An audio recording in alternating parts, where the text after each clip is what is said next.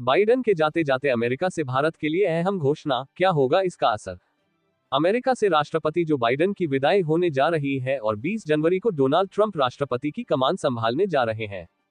इस चलाचली के समय बाइडेन प्रशासन के राष्ट्रीय सुरक्षा सलाहकार जैक सुलिवन भारत के दौरे पर आए थे और उन्होंने एक अहम घोषणा की। इस घोषणा को भारत के लिए काफी खास माना जा रहा है। सोमवार को जैक सुलिवन ने नई दिल्ली में कहा कि अमेरिका जल्द ही Indian scientific and nuclear entities को प्रतिबंधित लिस्ट से बाहर कर देगा। भारत के पूर्व प्रधानमंत्री मनमोहन सिंह और अमेरिका के पूर्व राष्ट्रपति जॉर्ज डब्ल्यू बुश ने जिस नागरिक परमाणु समझौते पर मुहर लगाई थी, उसी के तहत जैक सुलिवन ने ये घोषणा की है। जैक सुलिवन ने दिल्ली स्थित आईआईटी में कहा कि अमेरिका और भारत के बीच न्यूक्लियर सेक्टर में सहयोग बहुत ही मजबूत स्तर पर पहुंच गया है। जैक सुलिवन ने कहा, मैं आज घोषणा कर सकता हूं कि अमेरिका अब उन जरूरी कदमों को उठाने जा रहा है जिनसे नागरिक परमाणु सहयोग में दोनों देशों की कंपनियों के बीच जो बाधाएं थीं, उन्हें खत्म किया जा सके। इस पर अंतिम फैसला जल्द ही होगा। अब भारत की कंपनियों पर परमाणु सहयोग के लिए अमेरिका का कोई प्रतिबंध नहीं होगा। कहा जा रहा है कि भारतीय कंपनियों के लिए यह बड़ी घोषणा है। जैक सुलिवन ने कहा कि अमेरिका के निजी क्षेत्र, वैज्ञानिक और टेक्नोलॉजिस्ट भारतीय कंपनियों के साथ अब मिलकर काम कर सकते हैं। सुलिवन ने कहा कि दोनों देशों के बीच नागरिक परमाणु सहयोग अब बढ़ेगा। जैक सुलिवन ने कहा, हालांकि जॉर्ज बुश और मनमोहन सिंह ने 20 साल पहले नागरिक परमाणु सहयोग की मजबूत बुनियाद रख दी थी। जैक सुलिवन जब ये बातें कह रहे थे तो उनके साथ भारत के विदेश मंत्री एस जयशंकर भी थे। जयशंकर ने कहा, भारत और अमेरिका के बीच वैश्विक रणनीतिक साझेदारी नई ऊंचाई पर पहुंच गई है। इनमें तकनीक, रक्षा, अंतरिक्ष, बायोटेक्नोलॉजी और एआई भी शामिल है। जैक सुलिवन ने एनएसए के तौर पर अपने आखिरी दौरे में भारत के राष्ट्रीय सुरक्षा सलाहकार अजित डोभाल से भी मुलाकात की। जैक सुलिवन से प्रधानमंत्री नरेंद्र मोदी ने भी मुलाकात की थी और इसे असामान्य माना जा रहा है।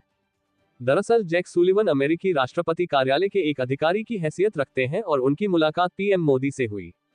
अमेरिका के डेलावे यूनिवर्सिटी में प्रोफेसर मुक्तदर खान ने पाकिस्तान के अंतर्राष्ट्रीय मामलों के विशेषज्ञ कमर चीमा से बातचीत में कहा, मैं सोचता हूं कि मोदी ने जैक सुलिवन से मुलाकात क्यों की।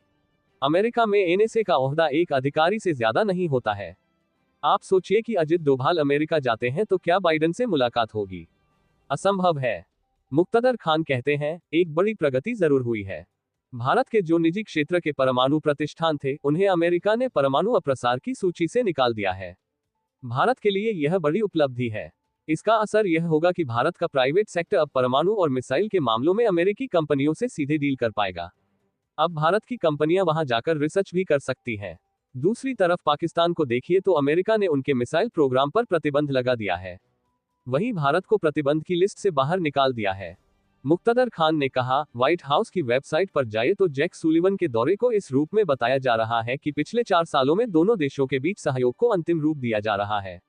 बाइडेन प्रशासन ने एक रोडमैप तैयार कर दिया है। दोनों देश सेमीकंडक्टर और एआई पर फोकस कर रहे हैं।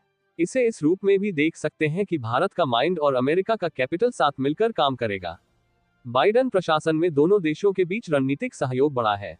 मुक्तदर खान कहते हैं, मेरे लिए यह पहेली की तरह है कि भारत के मामले को ब्लिंकन के बदले जैक सुलिवन क्यों डील कर रहे हैं।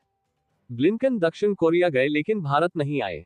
मेरा मानना है कि दुनिया में अभी 3 सबसे अहम देश हैं, अमेरिका, चीन और भारत। ट्रंप का रुख भी भारत के लिए सकारात्मक ही रहेगा। बाइडेन ने तो जाते जाते जापान को झटका दे दिया है। निप्पॉन स्टील को जिस तरह टारगेट किया है, वह चौंकाने वाला है। जैक सुलिवन कोई डिप्लोमेट नहीं है, लेकिन भारत को वही हैंडल कर रहे हैं। ब्रेकिंग न्यूज सबसे पहले देखने के लिए सब्सक्राइब करें।